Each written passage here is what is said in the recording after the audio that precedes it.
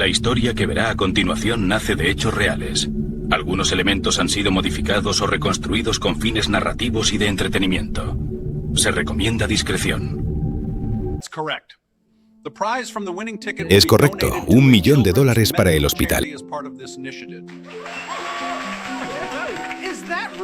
Imagina esto. Un hombre anónimo envía un ticket con un valor de $1 millón. No una carta, no una donación común. Un simple ticket salido, supuestamente, de un local de McDonald's. El destinatario, un hospital infantil. Al principio nadie sospecha. Un golpe de suerte, un milagro moderno, un acto de bondad inexplicable. Pero entonces suena el teléfono. Y es ahí cuando todo cambia. Porque lo inquietante no era el dinero, ni el ticket, ni siquiera el anonimato. Lo verdaderamente perturbador era lo que ese pequeño papel escondía. Una historia que nadie quiso contar y que jamás debió existir.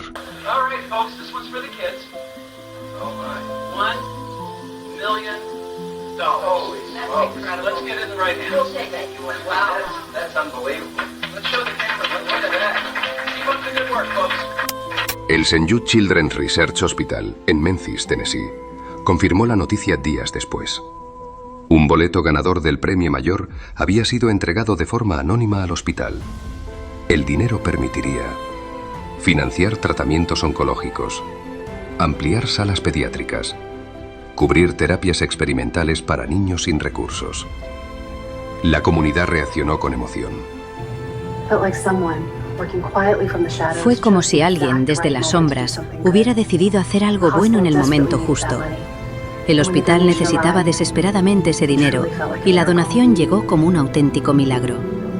Entre los pasillos y cafeterías, muchos bromeaban diciendo que se trataba de un Robin Hood moderno, alguien que repartía fortuna, pero con un único y misterioso requisito. No quería, bajo ningún concepto, que supieran su nombre. Realmente llegamos a pensar que era un ángel. Lo digo en el sentido más literal de la palabra, un ángel sin rostro ni nombre.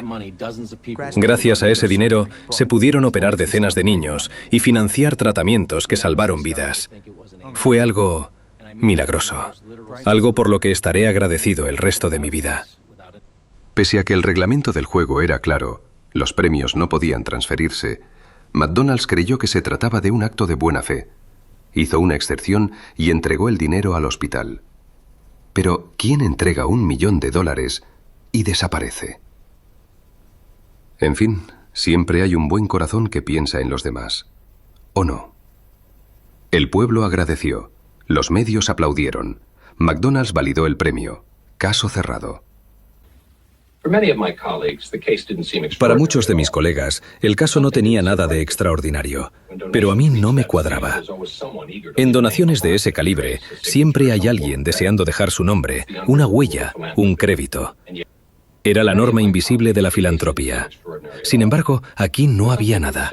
Nada de fotografías, ni comunicados, ni agradecimientos con nombre y apellido. Solo un vacío de protagonismo que cuanto más lo observaba, más me intrigaba. Mi instinto periodístico me decía que debajo de esa fachada de anonimato perfecto se ocultaba algo. ¿Quién puede ser tan generoso como para regalar una fortuna y tan esquivo como para borrar por completo todo rastro de sí mismo? Pasaron semanas, luego meses. Nadie reclamó el gesto, nadie pidió reconocimiento, nadie apareció. El anonimato, lejos de tranquilizar, comenzó a inquietar. Aún así, la historia quedó como una rareza, hasta que sonó el teléfono. Aquí, policía de Memphis. Los premios están arreglados. El responsable es alguien a quien llaman el tío Jerry. ¿Hola? En ese momento, nadie relacionó la llamada con el hospital, ni con McDonald's, ni con el $1 millón. Era solo una voz anónima más en el caos. Para la policía, todo apuntaba a una broma. El informe no contenía datos concretos, solo acusaciones vagas sobre un fraude y un tal tío Jerry que supuestamente vendía los tickets. Recibimos una llamada anónima. Nos dijeron que los premios que estaba entregando McDonald's eran un fraude y que había una persona que vendía los tickets. Al principio pensamos que era una broma, pero luego colgó. No nos dio información veraz. Fue como una broma. Fue, en definitiva, otra llamada extraña. El reporte se archivó y quedó sepultado en la burocracia de un expediente gris, olvidado. Pero el nombre, ese nombre resistió al olvido. Tío Jerry. Meses después, otro dato empezó a circular en silencio dentro de la investigación del sorteo. Un premio importante. Un ganador poco claro. Un apellido que no pasaba desapercibido. Colombo. Jerry Colombo. Los Colombo. Para muchos, el apellido no decía nada. Para otros, lo decía todo. Entre las legendarias 5 familias que gobernaban el crimen organizado en la costa este, los Colombo eran considerados la más cerrada, la más discreta y, en muchos sentidos, la más influyente. Operaban desde las sombras con una eficacia silenciosa que los hacía, paradójicamente, aún más formidables. Los Colombo eran conocidos como una de las familias más discretas, más cerradas y más influyentes del crimen organizado en Estados Unidos. No aparecían en titulares, no buscaban atención, no jugaban a la suerte. Entonces la pregunta surgió sola. ¿Qué hacía un Colombo en un sorteo de comida rápida? Jerry Colombo era hijo de Joseph Colombo, jefe de la familia criminal Colombo y fundador de la Liga de Derechos Civiles de los Ítalo-Estadounidenses. Su padre es una figura histórica, particularmente conocido por sobrevivir a un intento de asesinato en 1971, un episodio que ha sido retratado en películas como El Irlandés. En resumen, Joseph Colombo fue una figura clave y notoria dentro del crimen organizado. Y entonces, de repente, el oficial Matthews vio la noticia en televisión. Jerry Colombo había ganado un Dodge Viper. Ese apellido resonó al instante en su memoria. Colombo, un nombre que todo policía en la ciudad conocía. Jerry Colombo no era una figura pública. No daba entrevistas, ni concedía premios, ni buscaba los focos bajo ningún concepto. Su nombre operaba en la economía de las sombras, no en los titulares. Por eso resultaba tan desconcertante verlo ahí, posando ante las cámaras con una sonrisa forzada, como el ganador oficial de un flamante Dodge Viper. Era una imagen que no cuadraba, que contradecía todas las reglas. La gente como los Colombo no participa en rifas de supermercado. No hacen cola para comprar un boleto. No cruzan los dedos esperando un golpe de suerte. Esa no es su economía. Ellos no ganan sorteos. Los Colombo toman lo que quieren. Pero aún no había pruebas, solo coincidencias, solo ruido. Mientras la mayoría olvidó la llamada, un detective federal no lo hizo. Su nombre, Doug Matthews, especialista en fraudes. Estaba viendo la televisión cuando de repente escuché que un hombre había ganado un Dodge Viper. Y cuando mencionaron el nombre del ganador, Jerry Colombo, algo se encendió dentro de mí, una incomodidad instantánea. Nadie se gana un apodo así por casualidad. Colombo. No es solo un apellido, es un nombre que carga con el peso de toda una historia en la mafia. Un nombre de respeto, o más bien, de temor. Y ver a uno de ellos ahí, sonriendo a cámara como un ciudadano cualquiera, como un ganador más, eso no me pareció raro, me pareció directamente equivocado. Como si el mundo se hubiera puesto del revés por un instante. Matthews pidió revisar antiguos reportes. Y allí estaba, una llamada, un fraude, un hombre que vendía boletos. Y ahora, un Jerry Colombo apareciendo en la periferia del sorteo. No había pruebas, no había testigos directos, no había confesiones. Solo una pregunta flotando en el aire. ¿Y si el millón del hospital no fue un acto de bondad? ¿Y si fue un error? O peor aún, una distracción. El hospital seguía agradeciendo. Los niños seguían recibiendo tratamiento. El dinero seguía llegando en pagos anuales. Pero en algún lugar, alguien conocía la verdad. Y el policía Doug Matthews empezó a hacerse preguntas. Alguien que robaba premios. Alguien que vendía boletos. Alguien al que apodaban el tío Jerry. Y la pregunta que ya no podía eludir: ¿y si Jerry Colombo era el tío Jerry. A pesar de todo lo que teníamos, no era suficiente. Todo se reducía a corazonadas. Y una investigación no se abre solo con intuiciones. Por fuerte que sea la sospecha, por insistente que resulte la duda, siempre debe existir algo sólido. Una prueba. Un hecho verificable. Los meses siguieron pasando. Y aquella corazonada del detective Doc Matthews no desaparecía. No había pruebas. No había expediente abierto. Oficialmente, no existía ningún caso. Solo una llamada anónima. Solo una sospecha persistente. Y la incómoda sensación de que algo no encajaba. Entonces, en 1998, ocurrió algo inesperado. Jerry Colombo murió en un accidente automovilístico en una autopista de Georgia. No llevaba puesto el cinturón de seguridad. Y ese descuido le costó la vida. Con su muerte, cualquier posibilidad de avanzar se estancó. Sin el principal nombre en la mesa, la investigación quedó suspendida en el aire. Seguía sin haber nada concreto, nada que pudiera sostenerse legalmente. La ironía fue cruel y total. Terminó estrellándose en el mismo auto que había ganado, ese Dodge Viper flamante. Fue como si el destino le hubiera susurrado una verdad implacable. Ese nunca fue realmente tuyo. Ahora me lo llevo. Con su muerte, no solo se apagó una vida, se llevó consigo un archivo entero de secretos enterrados, historias que nadie más podría contar ya, y preguntas que jamás tendrán respuesta. Pero la historia aún no había terminado. En el año 2000, una nueva pieza apareció. Una mujer se presentó ante la policía y decidió hablar. Su testimonio aportó información sensible, detalles que nunca antes habían sido mencionados. Aún así, no fue suficiente. La policía seguía sin tener un caso formal. Las piezas existían, pero no encajaban. Fue entonces cuando el FBI decidió intervenir. Los agentes diseñaron una operación poco convencional.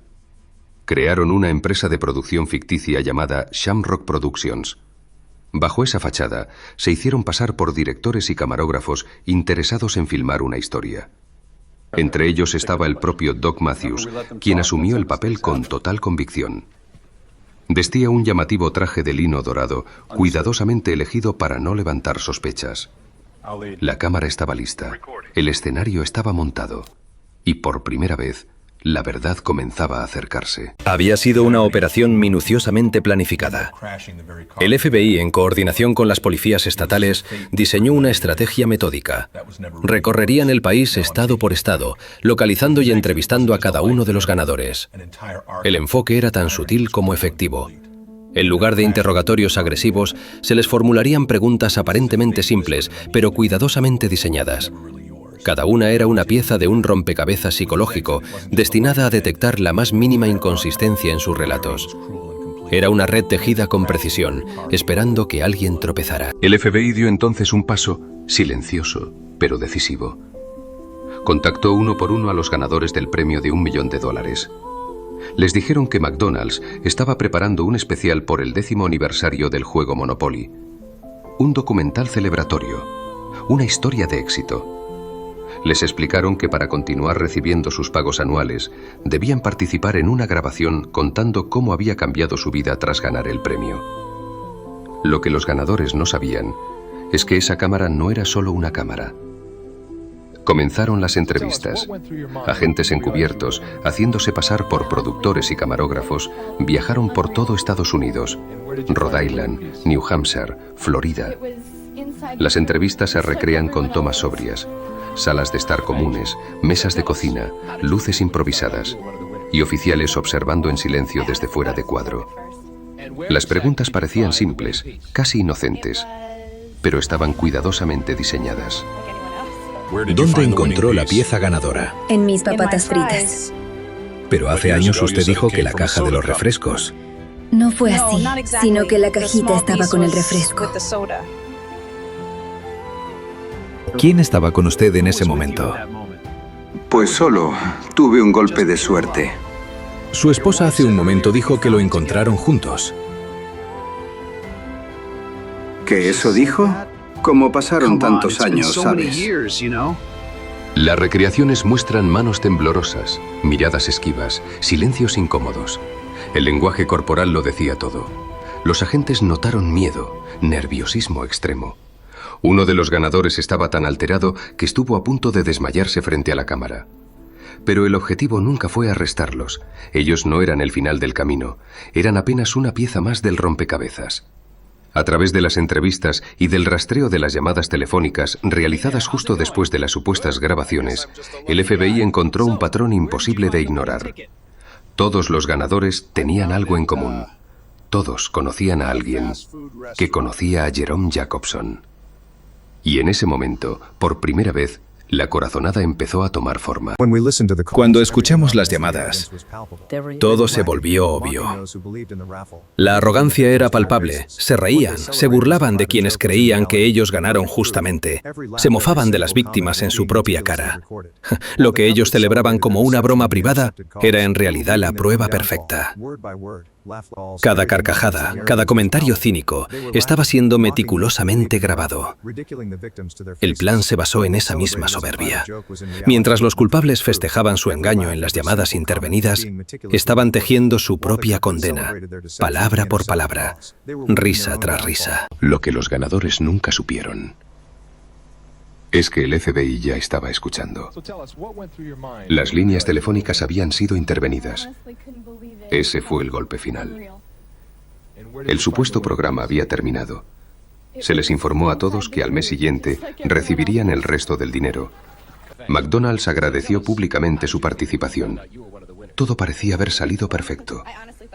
Algunos de los ganadores, confiados, hicieron llamadas. Del otro lado de la línea, un nombre se repetía: Jacobson. En tono burlón se reían, diciendo que la empresa lo había creído todo, que el engaño había funcionado. Pero mientras celebraban, el FBI escuchaba cada palabra. Grabaron llamadas donde Jacobson les indicaba exactamente qué decir, cómo mentir y qué versión repetir si alguien volvía a preguntar. Ahí por fin todo encajó. Nombre, apellido, conexiones internas. Jacobson trabajaba dentro de McDonald's. El fraude ya no era una sospecha, era un esquema completo. Con las grabaciones y con las contradicciones captadas en vídeo durante las entrevistas, el FBI obtuvo las órdenes necesarias. En agosto de 2001, los agentes llegaron a su casa en Georgia. Y así, después de años de silencio, la mentira millonaria finalmente se vino abajo. El 21 de agosto de 2001, agentes del FBI llegaron hasta la casa de Jerome Jacobson, en Lawrenceville, Georgia. No hubo persecución, no hubo resistencia. Jacobson fue arrestado en silencio, mientras al mismo tiempo se realizaban redadas en distintos estados del país para detener a los supuestos ganadores que él mismo había reclutado. Cuando lo arrestamos en el 2001, no pronunció una sola palabra. Era como si ya lo supiera, como si llevara años esperando ese momento y ahora que llegaba, solo le quedara aceptar la derrota con dignidad. Le informamos, casi como un trámite final, que todos los demás ganadores de aquellos millones de dólares también estaban siendo detenidos en ese mismo instante. Esperamos una reacción, una maldición, un destello de sorpresa o ira. No hubo nada. Solo un silencio denso y absoluto que llenó la habitación. Era el silencio de un juego que había terminado. La red finalmente había caído. Durante los interrogatorios, Jacobson terminó confesando. Durante años había robado más de 60 piezas ganadoras del juego Monopoly. Millones de dólares, autos de lujo, todo pasaba por sus manos. Su método era simple y devastador. Aprovechaba momentos de descuido en los centros de impresión o durante el traslado de los sobres de alta seguridad. En baños, pasillos o zonas sin cámaras, intercambiaba las piezas auténticas por sobres comunes. Las verdaderas piezas ganadoras quedaban con él. Pero había una pregunta que aún flotaba en el aire, la más incómoda de todas. ¿Qué había detrás del misterioso ticket de $1 millón enviado al Hospital Infantil St. Jude en 1995? La respuesta llegó durante el juicio. Jacobson admitió que aquella donación no fue un acto desinteresado, fue un seguro. Confesó que lo hizo para limpiar su conciencia, pero sobre todo para protegerse. Creía que si algún día lo atrapaban, el hecho de haber donado $1 millón a niños con cáncer podría ablandar al juez o a la opinión pública. Paradójicamente, Jacobson se sentía orgulloso de ese gesto. Y McDonald's, aun sabiendo que la pieza había sido robada, decidió mantener los pagos anuales al hospital, evitando dañar su imagen y, sobre todo, al centro médico. Pero el golpe final no vino de una investigación compleja, vino de una traición. La informante anónima que contactó al FBI en el año 2000 tenía nombre y apellido: Brenda Segui, la madre de Gennaro Jerry Colombo. Tras la muerte de su hijo en un accidente automovilístico en 1998, la familia se fracturó. Estalló una guerra silenciosa entre Brenda y su nuera, Robin Colombo. El conflicto principal era la custodia del nieto. Brenda estaba convencida de que Robin no era una madre adecuada. Y sabía algo más. Sabía que su nuera estaba involucrada en el fraude, que había reclutado ganadores, que había cobrado dinero.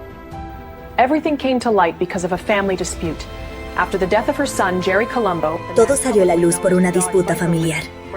Tras la muerte de su hijo, Jerry Colombo, el ganador del Dodge Viper, Brenda Segui obtuvo la custodia legal de su nieto. Esta situación generó un conflicto directo con Robin Colombo, la madre del niño. Fue durante este forcejeo legal cuando Brenda Segui reveló lo que sabía: que Robin Colombo no solo tenía contactos, sino que había ayudado activamente a vender los premios fraudulentos a sus destinatarios finales. Sin ese enfrentamiento personal, sin ese deseo de utilizar toda la información como arma, el entramado completo quizás nunca se hubiera descubierto. Movida por el rencor y por la necesidad de proteger a su nieto, Brenda levantó el teléfono. Al delatar a su propia nuera, terminó exponiendo toda la estructura, cada nombre, cada conexión. Y fue así como el agente Doug Matthews logró unir las piezas. Descubrir que el misterioso Tío Jerry no era solo un apodo, era Jerome Jacobson, el hombre que durante años controló el fraude más grande de la historia de los juegos promocionales, desde las sombras. Brenda Segui tenía un único objetivo: quedarse con la custodia de su nieto. Y en esa batalla estaba dispuesta a pasar por encima de quien fuera. No le importaba quién tuviera que caer en el proceso. El juicio por el fraude del Monopoly de McDonald's marcó el final de una estafa que se había extendido durante más de 12 años. Una era completa de engaños llegó a su fin, pero no con las condenas que muchos esperaban. Jerome Jerry Jacobson, el cerebro detrás de todo el esquema, fue el único en enfrentar los cargos más graves por conspiración y fraude organizado. En 2003, un juez federal lo sentenció a poco más de 3 años de prisión, 37 meses. Una condena que, para muchos, pareció pequeña frente al daño causado. También se le ordenó pagar más de $12 millones a McDonald's como restitución, un monto que jamás pudo cubrir. Desde que salió de prisión en 2006, Jacobson ha vivido haciendo pagos mínimos, simbólicos, de apenas unos cientos de dólares al mes. Una deuda que lo acompañará hasta el final de sus días. Pero Jacobson no estuvo solo. Más de 50 personas fueron arrestadas por su participación en la red. Reclutadores, intermediarios y supuestos ganadores.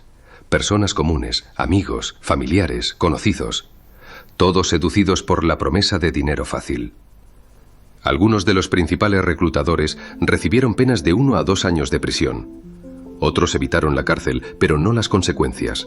Libertad condicional y la obligación de devolver cada dólar que habían cobrado.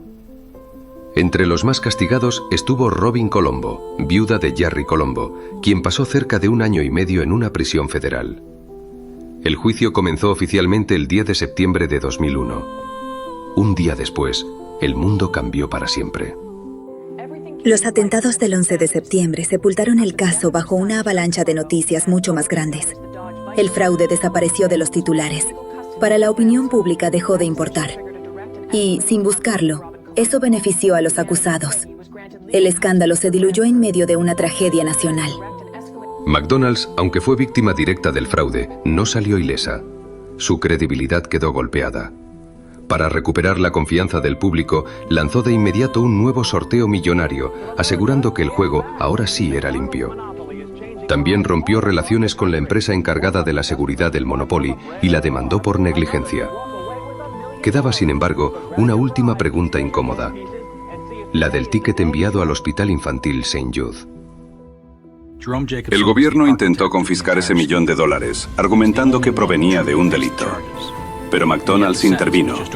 Decidió asumir la pérdida como propia y permitió que el hospital conservara cada centavo. La empresa continuó pagando las cuotas anuales hasta completar la donación prometida. Hoy, Jerome Jacobson vive de forma discreta en Georgia. Su salud es frágil, su nombre sinónimo de traición y su deuda eterna. El mayor fraude en la historia de un juego promocional terminó sin persecuciones, sin tiroteos, solo con una certeza incómoda. Durante más de una década, millones de personas jugaron creyendo que cualquiera podía ganar. Pero el juego nunca fue justo.